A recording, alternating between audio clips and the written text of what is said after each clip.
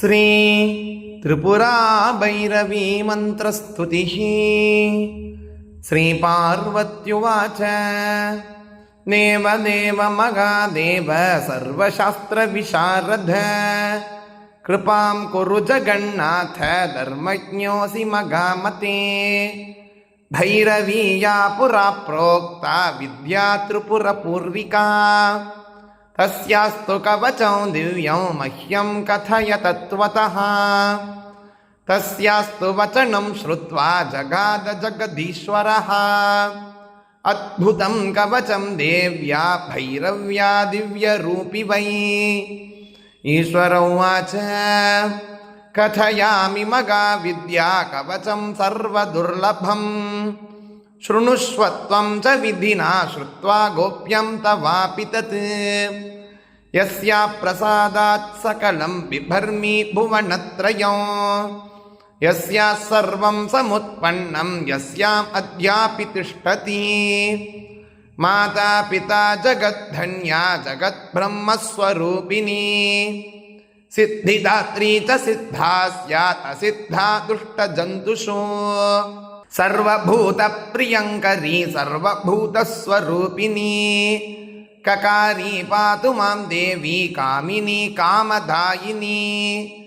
एकारी पातु मां देवी मूलाधारस्वरूपिणी। ईकारी पातु मां देवी भूरि सर्वसुखप्रदा। लकारी पातु मां देवी इन्द्राणी वरवल्लभा। ह्रीङ्कारी पातु मां देवी सर्वदा शम्भुसुन्दरी। एतैर्वर्णैर्मगा माया शाम्भवी पातु मस्तकं। ककारी पातु मां देवी सर्वाणि अरगेहिनी। मकारी पातु मां देवी सर्वपापप्रणाशिनी। ककारी पातु मां देवी कामरूपधरा सदा। काकारी पातु मां देवी सम्भरारिप्रिया सदा। पकारी पातु मां देवी धराधरणिरूपधृक्। ह्रीङ्कारी पातु मां देवी आकारार्धशरीरिणी। एतैर्वर्णैर्मगा माया कामरागुप्रियावतु। मकारः पातु मां देवी सावित्री सर्वधायिनी। ककारः पातु सर्वत्र कलाम्भा सर्वरूपिणी। लकारः पातु मां देवी लक्ष्मीः सर्वसुलक्षणा। ॐ ग्रीं मां पातु सर्वत्र देवी त्रिभुवनेश्वरी।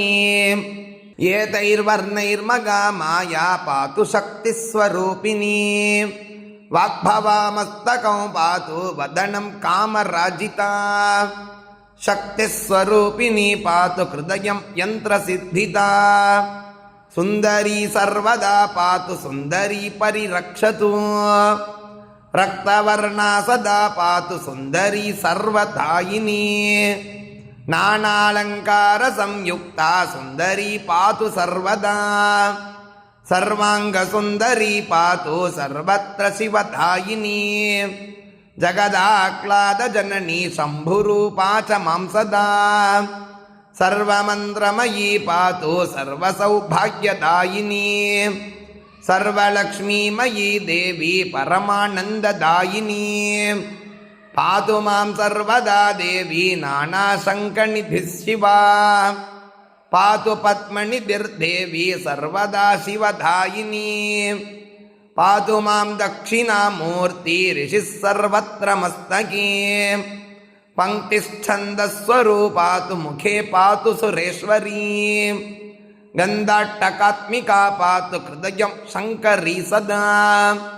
सर्वसम्मोहिनी पातु पातु संक्षोभिनी सदा। सर्वसिद्धिप्रदा पातु सर्वाकर्षणकारिणी। क्षोभिनी सर्वदा पातु वशिनी सर्वधावतु। आकर्षिणी सदा पातु सदा सम्मोहिनी तथा। रतिदेवी सदा पातु गङ्गा सर्वधावतु। मागेश्वरी सदा पातु कौमारी सर्वधावतु। सर्वाह्लादनकारी मां पातु सर्ववशङ्करी। क्षेमङ्करी सदा पातु सर्वाङ्गं सुन्दरी तथा सर्वाङ्गं युवती सर्वं सर्वसौभाग्यदायिनी वाग्देवी सर्वदा पातु वाणी मां सर्वदावतु वशिनी सर्वदा पातु मगासिद्धिप्रदावतु सर्वविद्राविणी पातु गणनाथा सधावतु दुर्गादेवी सदा पातु वटुकः सर्वधावतु क्षेत्रपालः सदा पातु च शान्तिधा अनन्तः सर्वदा पातु वरागः सर्वधावतु पृथिवी सर्वदा पातु स्वर्णसिंहासनस्तथा रक्तामृतश्च सततं पातु मां सर्वकालतः सुधार्णवः सदा पातु कल्पवृक्षः सदावतु श्वेतच्छत्रं सदा पातु रत्नदीपः सदावतु सततं नन्दनोद्यानं पातु मां सर्वसिद्धये दिक्पालाः सर्वदा पान्तु द्वन्द्वौघाः सकलास्तथा वागणानि सदा पान्तु सर्वदास्त्राणि पान्तु मां शस्त्राणि सर्वदा पान्तु योगिन्यः पान्तु सर्वदा सिद्धाः पान्तु सदा देवी सर्वसिद्धिप्रधावतु सर्वाङ्गसुन्दरी देवी सर्वदावतु मां तथा आनन्दरूपिणी देवी चित्स्वरूपा चिदात्मिका सर्वदा सुन्दरी पातु सुन्दरी भवसुन्दरी पृथक् देवालये घोरे सङ्कटे दुर्गमे गिरौ अरण्ये प्रान्तरे वापि पातु मां सुन्दरी सदा इदं कवचमित्युक्तं मन्त्रोद्धारश्च पार्वती यः पठेत् प्रयतो भूत्वा त्रिसन्ध्यं नियतः शुचिः तस्य सर्वार्थसिद्धिः स्यात् तद्यन्मनसि वर्तते गोरोचनां कुङ्कुमेन रक्तचन्दनकेन वा स्वयंभूः कुसुमैः शुक्लैः भूमिपुत्रे शनौ सुरे श्मशाने प्रान्तरे वापि शून्यागारे शिवालये स्वशक्त्या गुरुणा यन्त्रं पूजयित्वा कुमारिकां तन्मनुं पूजयित्वा च गुरुपङ्क्तिं तथैव च देव्यै बलिं निवेद्यात नरमार्जारसूकरैः नकुलैर्मगिषैर्मेषैः पूजयित्वा विधानतः धृत्वा सुवर्णमध्यस्थं कण्ठे वा दक्षिणे भुजे सुतितौ शुभनक्षत्रे सूर्यस्योदयने तथा धारयित्वा च कवचं सर्वसिद्धिं लभेन्नरगा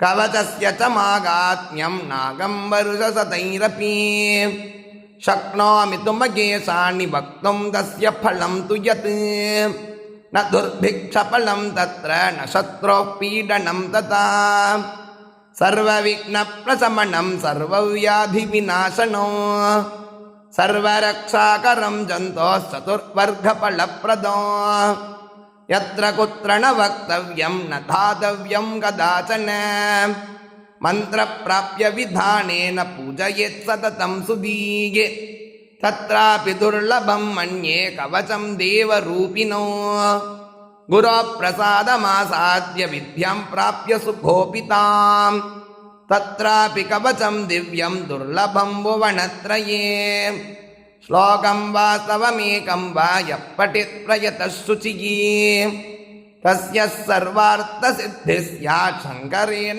प्रभाषितो गुरुर्देवो अरः साक्षात् पत्नी तस्य च पार्वती अभेदेन यजेत्यस्तु तस्य सिद्धिरधूरतः श्रीदेव्युवाच भैरव्या सकला विद्या श्रुताश्चादिगदा मया साम्प्रतं श्रोतुमिच्छामि कवचं यत्पुरोदितो त्रैलोक्यविजयं नाम शस्त्रास्त्रविनिवारणो त्वत्तः परतरो नाथ कः कृपां कर्तुमर्हति ईश्वर उवाच शृणु पार्वती वक्ष्यामि सुन्दरी प्राणवल्लभे त्रैलोक्यविजयं नाम शस्त्रास्त्रविनिवारको पठित्वा धारयित्वेदं त्रैलोक्यविजयी भवेत् जगान सकलान् दैत्यान् धृत्वा तु मधुसूदनः ब्रह्मा सृष्टिं वितनुते यद्धृत्वा भीष्टदायकौ धनादिबकुबेरोऽपि वासवस्त्रिदशेश्वरः यस्य प्रसादात् ईशोऽगं त्रैलोक्यविजयी विभुः न देयं वरशिष्येभ्यो साधकेभ्यः कदाचन पुत्रेभ्यः किमतान्येभ्यो दद्याच्चेन्मृत्युमाप्नुयात् ऋषिस्तु कवचस्यास्य दक्षिणा मूर्तिरेव च विराट्छन्दो जगद्धात्री देवता भालभैरवी धर्मार्थकाममोक्षेषु विनियोगप्रकीर्तितः अधरो बिन्दुमानाद्यः कामः शक्तिशशीश्युतः भृगुर्मनुस्वरयुतः सर्गो बीजत्रयात्मकः भालैषा मे चिरः पातु बिन्दुनादयुतापि सा भालं वातु कुमारी सा सर्गयीना कुमारिका ऋषौ पादु च वाग्बीजं कर्णयुग्मं सदावतु कामबीजं सदा पातु घ्राणयुग्मं परावतु सरस्वती प्रदा भाला जिह्वां पातु शुचिप्रभा हस्रैकण्ठम् असकलरीं स्कन्धौ पातु प्रसौ भुजौ पंचमी भैरवी पातु करौ अंसेन सदावतु हृदयम् असकलीं वक्षः पातु असौ स्तनौ मम पातु सा भैरवी देवी चैतन्यरूपिणी मम हस्रैं पातु सदा पार्श्वयुग्मम् असकलरीं सदा कुक्षिं पातु असौर्मध्ये भैरवी भुवि दुर्लभा ऐं ईं ॐ वं मध्यदेशं बीजविद्या सदावतु हस्रैं पृष्ठं सदा पातु नाभिम् असकलक्ष्मीं सदा पातु असौ करौ पातु षट्कूटा भैरवी मम सहस्रैं सक्थिनी पातु सहसकलरीं सदावतु गुह्यदेशम् असौ पातु जानुनी भैरवी मम सम्पत्प्रदा सदा पातु ऐञ्जङ्घे असनीं पदौ पातु अंसौ सर्वदेगं भैरवी सर्वधावतु असैमामवतु प्राच्याम् अरणीं पावकेवतु असौ मे दक्षिणे पातु भैरवी चक्रसंस्थिता ह्रीं क्लीं क्लीं मां सदा पातु नैऋत्यां चक्रभैरवी क्रीं क्रीं क्रीं पातु वायव्ये हूं हूं पातु सदोत्तरे क्रीं क्रीं पातु सदैशान्ये दक्षिणे कालिकावतु ऊर्ध्वं प्रागुक्तबीजानि रक्षन्तु मामधस्तने दिग्विदिक्षु स्वगा पातु कालिका खड्गधारिणी ॐ ह्रीं श्रीं हूं फट् सा तारा सर्वत्र मां सदावतु संग्रामे कानने दुर्गे तोये तरङ्गदुस्तरे खड्गकर्त्रिधरा सोऽग्रा सदा मां परिरक्षतु इति ते कथितं देवी सारात् सारतरं मगत् त्रैलोक्यविजयं नाम कवचं वरमद्भुतं यः पठेत् प्रयतो भूत्वा पूजायाः फलमप्नुयात् स्पर्धामुद्धूय भवने लक्ष्मीर्वाणी वसेत्ततः यशत्रुभीतो रणकातरो वा भीतो वने वा सलिलालये वा पादे सभायां प्रतिवादिनो वा रक्षप्रकोपाद्ग्रहसक्कुलात् वा प्रचण्डदण्डाक्षमणाच्च भीतो गुरो प्रकोपादपि कृत्रसाध्यात् अभ्यर्थ्य देवीं प्रपठेत् त्रिसन्ध्यो सस्यान्मगे च प्रतिमोजयी च त्रैलोक्यविजयं नाम कवचं मन्मुखोदितो विलिख्य भुर्जकुटिकां स्वर्णस्तां धारयेद्यदि कण्ठे वा दक्षिणे भागौ त्रैलोक्यविजयी भवेत् तद्गात्रं प्राप्य शस्त्राणि भवन्ति कुसुमानि च लक्ष्मी सरस्वती तस्य निवसेत् भवने मुखे एतत् कवचमज्ञात्वा यो जपेत् भैरवीं परां भालां वा प्रजपेत् विद्वान् दरिद्रो मृत्युमाप्नुयात् इति त्रिपुरा भैरवी मन्त्रस्तुतिः सम्पूर्णम्।